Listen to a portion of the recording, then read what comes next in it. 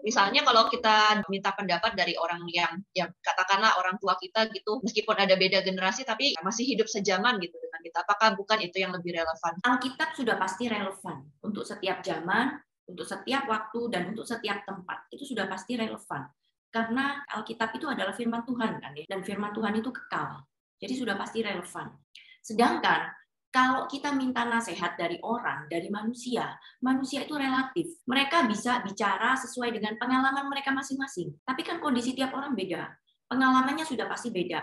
Mungkin kasusnya hampir sama. Misalnya kasus suami yang memukuli istri. Oke, suami memukuli istri, kasusnya seperti itu. Tapi latar belakangnya bisa aja berbeda. Karakter istrinya berbeda, karakter suaminya berbeda. Alasan memukul juga bisa jadi berbeda. Latar belakang dari suami, masing-masing suami berbeda, latar belakang dari masing-masing istri berbeda. Karena itu kita tidak bisa sekedar belajar dari pengalaman saja, itu tidak bisa. Boleh untuk menambah pengetahuan kita belajar dari pengalaman, boleh. Tapi yang mutlak untuk diterapkan itu sudah pasti Alkitab. Dan saudara, Allah itu adalah absolut. Firman-Nya itu adalah absolut. Jadi dari dulu Allah berfirman yang seperti itu, baik itu kepada Musa, kepada Abraham, kepada semua tokoh-tokoh yang ada di Alkitab, itu juga berlaku untuk kita. Jadi Alkitab itu mutlak, Allah itu adalah absolut, karena itu yang perlu kita pegang.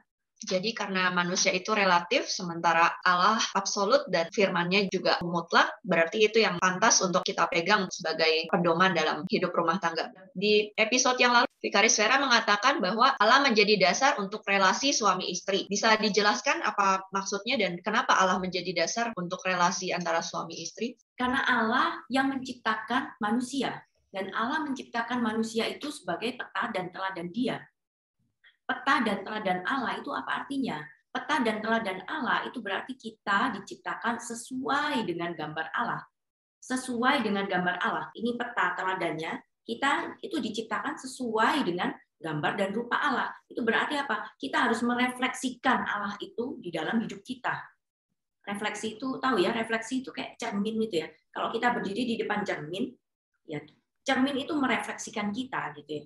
Seperti itu. Jadi kita itu merefleksikan Allah. Kita tahu ya bahwa Allah itu adalah kasih. Kalau Allah adalah kasih, berarti kita harus merefleksikan kasih Allah di dalam hidup kita. Jadi orang dunia bisa melihat bahwa Allah itu kasih ketika orang-orang itu melihat kita. Dan itu berarti Allah itu menjadi dasar dalam hidup kita, dalam pernikahan kita. Kita merefleksikan Allah itu seperti apa. Mungkin masih ada yang agak bingung, bagaimana merefleksikan Allah dalam keluarga secara konkret seperti apa ya? Iya, merefleksikan Allah itu kan berarti kita itu harus tahu Allah itu seperti apa kan ya. Kita harus mengenal Allah dulu untuk bisa merefleksikannya. Jadi nggak mungkin ya kalau kita nggak tahu Allah terus kita merefleksikan, apanya yang direfleksikan ya kan. Jadi ya kita harus tahu dulu Allah itu seperti apa, kemudian baru kita bisa merefleksikan. Contohnya, kita sudah belajar tentang Allah Tritunggal. Allah itu kan punya 3 pribadi ya. Dan dalam 3 pribadi itu, Allah itu saling mengasihi satu sama lain. Allah Bapa mengasihi Allah Anak dan Allah Roh Kudus. Allah Anak mengasihi Allah Bapa dan Allah Roh Kudus. Allah Roh Kudus mengasihi Allah Bapa dan Allah Anak. Dan mereka saling meninggikan satu sama lain. Antara pribadi itu saling meninggikan satu sama lain, saling memuliakan satu sama lain. Nah, kita sudah belajar hal seperti itu. Itulah yang harus kita contoh dalam pernikahan kita. Kita pun harus saling meninggikan antara istri dan suami. Kita harus saling memuliakan satu sama lain. Nah, itu yang bisa kita refleksikan dari kasih antara Allah Tritunggal itu sendiri. Misalnya seperti itu. Bagaimana kalau sebaliknya yang terjadi? Kalau Allah tidak menjadi dasar dalam keluarga, apa yang menjadi masalahnya? Masalahnya sangat besar. Itu berarti baik suami maupun istri itu akan bergerak sendiri-sendiri. Karena nggak ada yang berdiri di tengahnya sebagai pegangan. Tidak ada yang menjadi dasar di situ. Jadi semuanya bergerak sendiri-sendiri. Tadi ya saya sudah bilang bahwa manusia itu relatif. Kalau relatif itu kan berarti tidak pasti. Perasaan kita bisa berubah setiap waktu, cara kita berpikir juga bisa berubah tergantung situasi yang kita hadapi. Kemudian apalagi? Karakter pun bisa berubah gitu ya. Orang yang terus-menerus mendapatkan peristiwa-peristiwa yang berat bagi hidupnya, itu akan menjadi orang yang tough gitu ya. Dan itu karakter itu berubah gitu. Semuanya berubah. Dan karena itu ketika Allah tidak ada di dalam pernikahan kita, itu semuanya akan bergerak sendiri-sendiri. Suami akan menuntut istri dan istri pun akan menuntut suami. Semuanya saling menuntut. Kenapa? Karena manusia sudah jatuh di dalam dosa. Ketika pertama kali manusia diciptakan, Allah menciptakan manusia itu supaya bisa saling bersekutu. Itu gambar dan rupa Allah. Seperti Allah bersekutu antar 3 pribadi, manusia pun juga bersekutu. Tapi setelah manusia jatuh dalam dosa, akhirnya apa? Akhirnya manusia saling memanipulasi, saling menuntut untuk keuntungan saya sendiri. Berarti sangat penting ya untuk menjadikan Allah dan firman Tuhan sebagai dasar, sebagai pegangan dalam kehidupan rumah tangga. Apakah kalau kita mengerti firman Tuhan dan menerapkannya dalam kehidupan rumah tangga, otomatis rumah tangga kita akan bebas dari perselisihan, dari cekcok rumah tangga? Terus terang Tuhan memang tidak pernah janji kita nggak ada masalah. Tuhan nggak pernah janji kita nggak ada masalah. Masalah mungkin akan tetap datang. Tapi ketika kita terus berusaha melakukan firman Tuhan, kita pelajari, terus kita lakukan, kita pelajari, kita pun akan mengalami pertumbuhan loh. Dan kalau kita bertumbuh, itu berarti cara kita mengatasi masalah pun akan semakin baik. Kita tidak akan terus berputar-putar dalam satu masalah yang sama, dalam satu kegagalan yang sama. Kita nggak akan terus berputar-putar di situ. Tapi kita akan terus bertumbuh menjadi lebih baik lagi, lebih baik lagi. Mungkin Bu Devina bisa sharingkan pengalamannya bersama suami bagaimana menerapkan prinsip-prinsip firman Tuhan itu dalam kehidupan keluarganya, dalam mengatasi cekcok. Sebagai orang Kristen, tentu kita prinsip dasarnya harus bersandar pada firman Tuhan dan cari penyelesaian pada konflik-konflik. Tapi saya sendiri masih terus belajar untuk mengendalikan diri dalam emosi saya. Kadang ada situasi di mana saya sendiri tidak bisa mengontrol ya, ketika saya lagi capek gitu.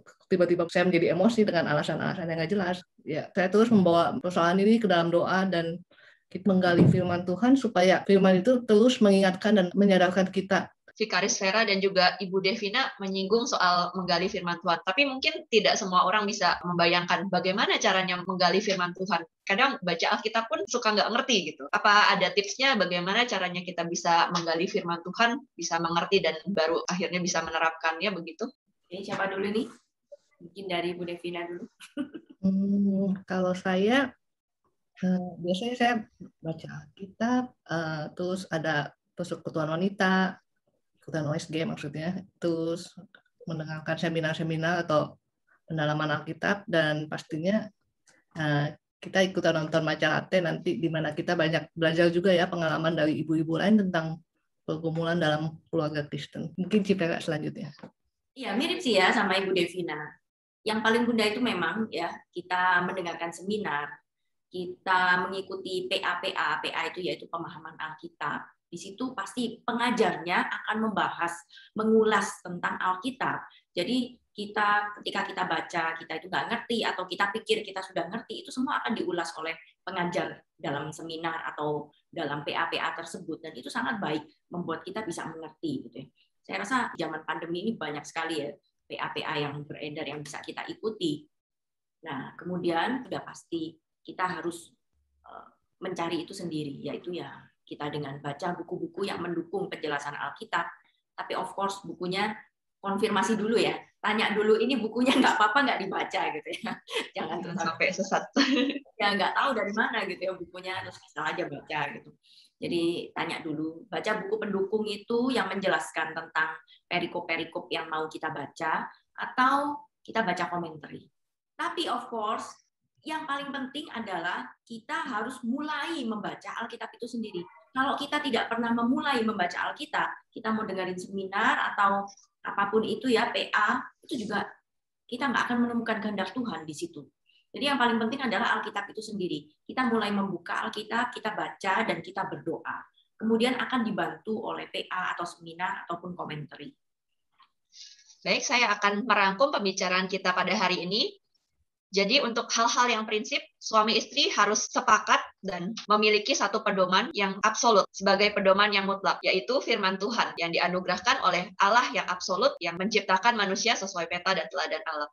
Dan untuk bisa mengaplikasikan firman Tuhan dalam kehidupan keluarga tentu tidak mudah, dan saya pikir kita semua masih terus belajar, dan saya mau mengencourage kita semua untuk secara aktif membaca firman Tuhan dan memanfaatkan berbagai sarana untuk memahami firman Tuhan, misalnya melalui PA dan seminar yang saat ini begitu melimpahnya di tengah pandemi ini. Dan dengan berkomitmen untuk menjalankan firman Tuhan itu, kita meminta pertolongan Tuhan untuk kita semuanya. Baik saudara sekalian, sekian episode Majalate kali ini. Kita masih akan membahas seputar pernikahan dalam episode berikutnya. Sampai jumpa. Sampai jumpa.